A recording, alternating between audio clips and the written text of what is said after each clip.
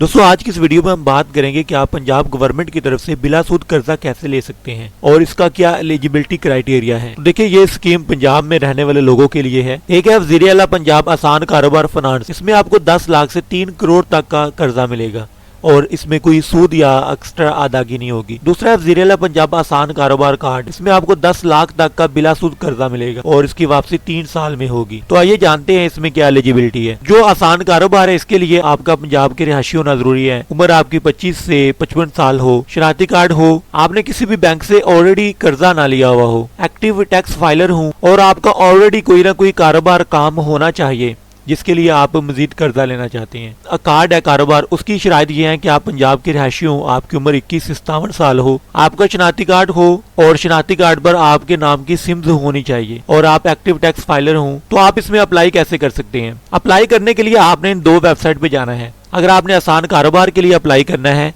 तो इस वेबसाइट पे आपने जाना है और अगर आपने आसान कार्ड के लिए अप्लाई करना है तो आपने इस वेबसाइट पे जाना है। तो चलिए हम इस वेबसाइट पे आते हैं। तो ये वेबसाइट है akfpunjab.gov.pk। तो यहाँ से आप आसान कारोबार के लिए अप्लाई कर सकते हैं। तो आप इस वेबसाइट पे आएंगे akf.punjab.gov.pk। तो आपके सामने ऐसा इंटरफेस आएगा।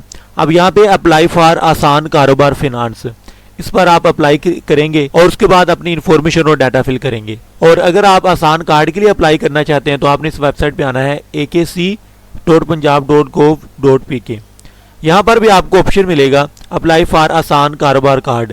तो हम इस पे अप्लाई करने के लिए क्लिक कर देते हैं। तो आपके सामने इस तरह की इंस्ट्रक्शन आएंगी कि आपके पास अपना शनाख्ती कार्ड होना चाहिए और साथ मोबाइल नंबर भी होना चाहिए आपका। आपकी उम्र 21 से 57 साल के दरमियान होनी चाहिए और शनाख्ती कार्ड के मुताबिक आप पंजाब के रिहायशी हों और आपका जो कारोबार है वो पंजाब में होना चाहिए और आप अपने नाम से ID कार्ड से सिर्फ एक ही एप्लीकेशन सबमिट करवा सकते। तो अगर ये चीजें हमारे पास हैं तो हम तस्लीम करें और आगे बढ़े पे क्लिक कर देंगे। तो अब यहाँ पर आपने अपनी इन्फॉर्मेशन को फिल करना है। अब यहाँ पर आपने अपना पूरा नाम लिखना है जो कि आपके शनाख्ती कार्ड पे मौजूद है। इसके सामने आपने अपना फादर नेम लिखना है या फिर हस्बैंड नेम आप लिख सकते हैं। यहाँ पर आपने अपने ID कार्ड का नंबर लिखना है और यहाँ पे ID कार्ड के मुताबिक डेट ऑफ बर्थ जो है वो आपने लिखनी है। सबसे पहले मंथ लिखना है, उसके बाद डे लिखना है, उसके बाद साल लिखना है। यहाँ पर आपने ID कार्ड की जो इश्योरेंस डेट है वो लिखनी है और यहाँ पे ID कार्ड की एक्सपायरी डेट लिखनी है, मंथ, डेट और ईयर। उसके बाद यहाँ पर आपने अपना मोबाइल नंबर एंटर करना है और उसके लिए आप सबसे पहले नेटवर्क पे आएंगे, नेटवर्क सेलेक्ट करेंगे, नेटवर्क सेलेक्ट करेंगे कि आप जायज़ की सिम यूज़ कर रहे हैं, टेलीनॉर, यूफोन या जो भी है। तो हम जायज़ पे अगर क्लिक करते हैं तो अब जायज़ की सिम के कोड्स आ जाएंगे कि आपके पास कौन सी सिम का कोड है। तो मेरे पास ये सिम है तो मैं इस पे क्लिक कर देता हूँ और यहाँ पर आप अपना फ़ोन नंबर लिख देना है। अब यहाँ पर आपने अपना कोई वो पासवर्ड लिखना है जो आपको याद रहे, अगर आपको भूल जाएगा तो आपके लिए प्रॉब्लम होगी। तो यहाँ पर आप अपने पासवर्ड को लिखेंगे और यही सेम पासवर्ड कंफर्म पासवर्ड में लिख देंगे और उसको साइड पे कहीं मोबाइल के अंदर सेव कर लें या उसकी तस्वीर बना के आप रख लें ताकि अगर आपको भूल भी जाए तो आपके लिए प्रॉब्लम ना हो। तो ये सारा डाटा फिल करने के बाद आपने यहाँ पे रजिस्टर पे क्लिक कर देना है। तो ये मैंने सारी इन्फॉर्मेशन यहाँ पे सबमिट कर दी है और हमारा डाटा सक्सेसफुली सेव हो गया है। इसको ओके कर देंगे। अब यहाँ पर आपने अपना ID कार्ड और पासवर्ड लगा के इसको लॉग इन करना है जो आपने अभी ID कार्ड फॉर्म पे लिखा है वो वाला। तो ये हमारा अकाउंट लॉगिन हो गया है। यहाँ पर आपने अपने जेंडर को सिलेक्ट करना है तो हम मेल कर देते हैं। उसके बाद यहाँ पर आपने अपना मौजूदा रिहायशी पता लिखना है जहाँ पे आप रह रहे हैं। उसके बाद प्रोविंस आपका पंजाब ही रहेगा। तो मेरी डिवीजन लाहौर है, इस वजह से लाहौर कर दिया। आप कोई भी रख सकते हैं। डिस्ट्रिक्ट भी अपनी मर्जी से आप कोई भी रख सकते हैं जिस डिस्ट्रिक्ट में आप रहते हैं। उसके बाद यहाँ पर आपने चूज करना है कि आप अपने घर में रहते हैं या रेंट के घर में रहते हैं और यहाँ पर आपने फिल करना है नंबर ऑफ डिपेंडेंट्स, मीन आपकी फैमिली में कितने लोग हैं वो आप यहाँ पे फिल करेंगे। उसके बाद हाईएस्ट एजुकेशन लेवल आपका क्या है, कितनी आपकी एजुकेशन है वो आप यहाँ पे फिल करेंगे। एम्प्लॉयमेंट स्टेटस है, अगर आप कोई काम नहीं करते तो भी आपको ये लोन मिल जाएगा। आप कोई भी काम करते हैं, पार्ट टाइम करते हैं, फुल टाइम करते हैं, वो आप यहाँ पे फिल कर सकते हैं।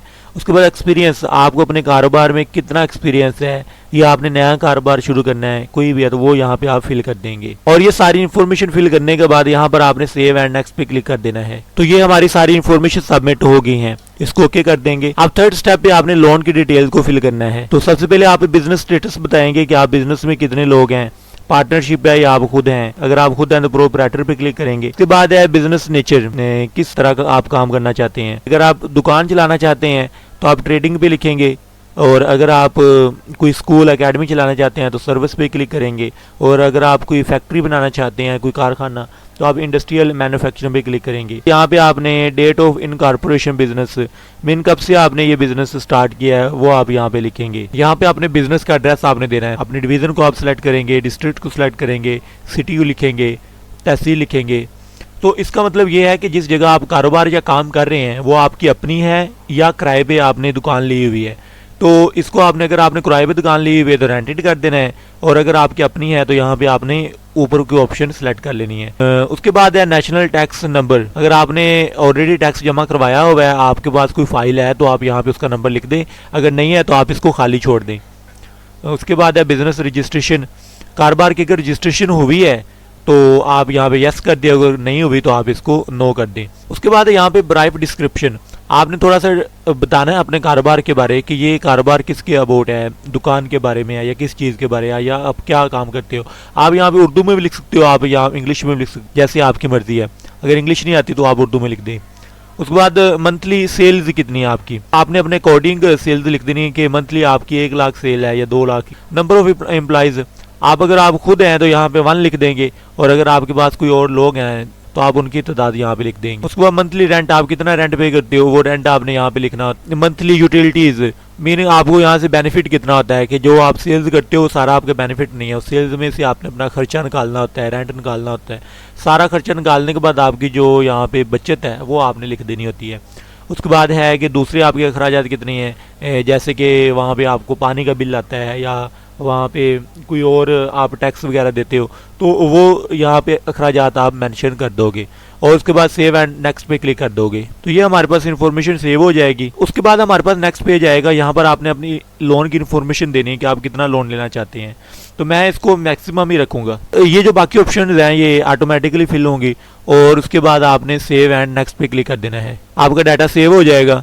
इसको ओके कर देंगे। अब यहाँ पर आपने अपने कुछ डॉक्यूमेंट अपलोड करने होंगे, जैसे कि अपने CNIC की फ्रंट साइड आपने अपलोड करनी है, बैक साइड अपलोड करनी है, और उसके बाद अकाउंट स्टेटमेंट, मीन अगर आपका बैंक अकाउंट है और वो पुराना अकाउंट है तो उसकी बैंक से स्टेटमेंट आप निकलवा सकते हैं, और इनको यहाँ पे आपने अपलोड कर देना है, और अपलोड करने के बाद इसको सबमिट कर देंगे। तो ये हमारी एप्लीकेशन सबमिट होगी है। यहाँ पे थोड़ा टाइम भी लग सकता है, मीन अगर आप फौरी तौर पे इसको प्रोसीड पे क्लिक करेंगे तो आपकी ये प्रोसीड नहीं होगी, क्योंकि 1 या 2 मिनट इसको रीड कर लें, उसके बाद आप प्रोसीड करेंगे तो आपकी एप्लीकेशन ये एक्सेप्ट हो जाएगी। इसको यहाँ पे ओके कर देंगे। अब हमारी ये जो एप्लीकेशन है ये सबमिट हो गई है, और हमें इसकी फ़ी पे करनी है।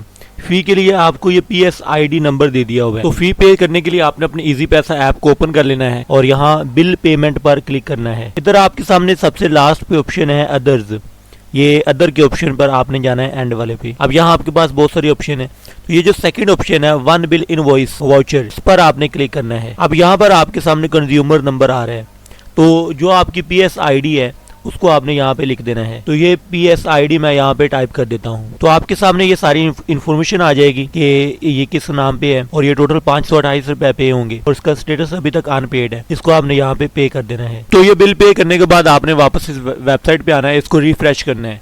तो जैसे आप इसको रिफ्रेश करेंगे तो आपका जो स्टेटस है वो यहाँ पे पेड हो जाएगा। तो ये था मुकम्मल तरीकाकार, और अगर आपको ये वीडियो इन्फॉर्मेटिव लगी है तो चैनल को सब्सक्राइब कर दें।